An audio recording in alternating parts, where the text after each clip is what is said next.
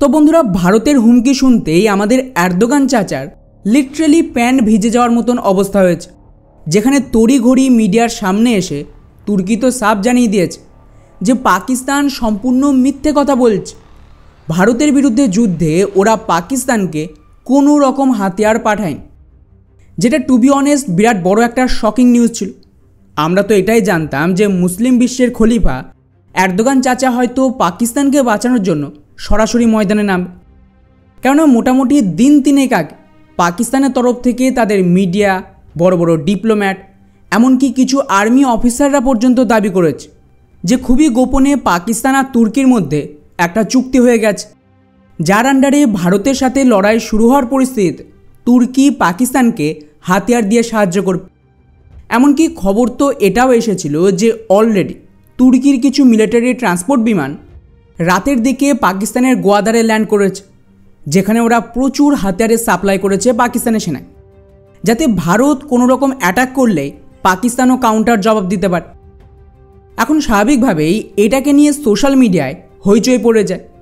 কিছু কিছু পাকিস্তানি তো এতটাই উত্তেজিত হয়ে যায় যে ওরা ফেক নিউজ ছড়াতেও শুরু করে দেয় যে তুর্কির কান যুদ্ধ বিমান, যেটা ওরা তৈরি করেছে 5th জেনারেশনের জন্য, তাকেও নাকি পাঠিয়ে দিয়েছে। এখন এই মূর্খ পাকিস্তানিদের কে বোঝাবে যে ওই যুদ্ধ বিমান এখনও প্রোডাকশান শুরুই হয়নি। যাই হোক, যে মুহূর্তে সোশ্যাল মিডিয়ায় তুর্কিকে নিয়ে এইসব চলছে, ইমিডিয়েটলি পাকিস্তানের ডিফেন্স মিনিস্টারের একটা বয়ান আসে, যেখানে পাকিস্তানের ডিফেন্স মিনিস্টারের দাবি ভারত ওদের ওপর অ্যাটাক করবেই এবং এটা কনফার্ম। ব্যাস, এরপরেই খবর আসতে শুরু করে যে পাকিস্তানের আর্মি চিফ আসিম মুনির এতে মারাত্মক ভয় পেয়ে গেছে আর তড়িঘড়ি নিজের পুরো পরিবারকে পাকিস্তান থেকে অন্য একটা দেশে পাঠিয়ে দিয়েছে। কিছু খবর তো এমনও আসছে যে গত 2 দিন ধরে আসিম মুনিরেরও খোঁজ পাওয়া যায় আর পাক আর্মি চিফও নাকি দেশ থেকে পালিয়েছে। এখন এই ক্লেম কতটা সত্যি সেটা তো সময়ই বলবে, কিন্তু পরিস্থিতি বেগতিক দেখে এখন এরদোগান চাচাও ভয় পেয়ে গেছে। এই খবরটা দেখ, তড়িঘড়ি তুর্কির সরকার এখন সামনে আসে এবং অফিসিয়াল বয়ান দিয়েছে যে পাকিস্তানের মিডিয়া, ডিপ্লোম্যাট পুরোপুরি মিথ্যে কথা বলছে। তুর্কির তরফ থেকে ওদের কোনো মিলিটারি ট্রান্সপোর্ট বিমান না পাকিস্তানে গিয়েছে, আর না তুর্কি এখনও পর্যন্ত কোনো হাতিয়ার পাকিস্তানে পাঠিয়েছে। আর এখানেই শেষ নয়, আমি তো ভেবেছিলাম এরদোগান চাচা সরাসরি পাকিস্তানকে সমর্থন দেবে, কিন্তু এখন তুর্কি বলছে যে আমাদের অনুরোধ ভারত আর পাকিস্তান নিজেদের মধ্যে সমঝোতা করে এই পুরো বিষয়টিকে মিটিয়ে নিন এবং কোনোভাবেই এটা যেন এসকালেট না হয়।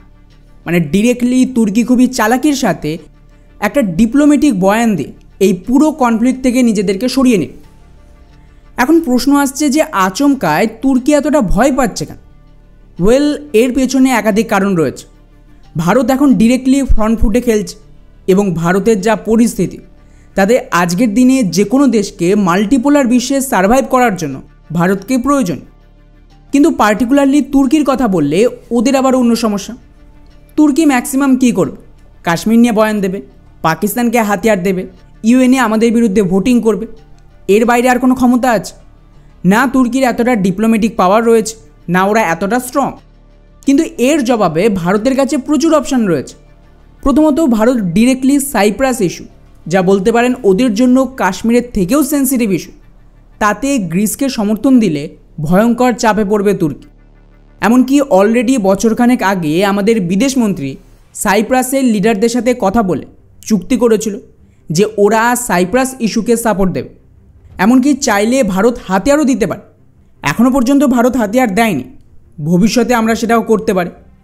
ফলে তুর্কিকে কিন্তু সরাসরি মিলিটারিভাবেও চ্যালেঞ্জ করবে সাইপ্রাস আর গ্রিস মিলিতভাবে, যেখানে এখন ভারতের এন্ট্রি হবে।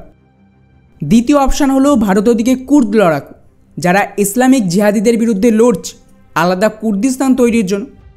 মেইনলি ওরা আতঙ্কবাদী গোষ্ঠী ইসলামিক স্টেট বা আইএসএস আর তুর্কির তো চরম শত্রু। তো এখন যদি ভারত ওদেরকেও সমর্থন দিতে শুরু করে ডিপ্লোম্যাটিকভাবে আর মিলিটারিভাবে, তখন কী হবে? ভারত বিশ্বের সবচেয়ে বড় ডেমোক্রেসি, আমাদের যা পাওয়ার তাতে যদি ইউনাইটেড নেশনস আর বাকি ফোরামে কুর্দিস্তানকে নিয়ে নিজের আওয়াজ তোলে, তখন বাকি দেশও এটাকে ধীরে ধীরে সাপোর্ট দেবে। আর এমনিতেই কুর্দ লড়াকুরা এরদোগানের রাতের ঘুম হারাম করে দিয়েছে আমেরিকা আর ইসরায়েলের সাপোর্ট। এর মধ্যে যদি ভারতও ফাইন্যান্সিয়াল সাপোর্ট বা ছোটোখাটো হাতিয়ার দিয়ে সাপোর্ট দেয় এই পুরো মুভমেন্টকে, তখন এরদোগান কোন দিকে যাবে? এছাড়াও অলরেডি আমরা আজারবাইজানের বিরুদ্ধেও আর্মেনিয়াকে সাপোর্ট দিতে এই রিজিয়নেও তুর্কি ধীরে ধীরে দুর্বল হতে শুরু করেছে। এছাড়াও তুর্কির ইন্টারনাল পরিস্থিতি তো জানেন, মারাত্মক খারাপ। ওখানেও এরদোগানের বিরুদ্ধে জন আন্দোলন শুরু হয়েছে। ফলে এমন পরিস্থিতিতে এরদোগান চাইছে না যে ভারতকে ডিরেক্টলি ওরা এনগেজ করুক, কেননা আমাদের জন্য একমাত্র পাকিস্তান সমস্যা।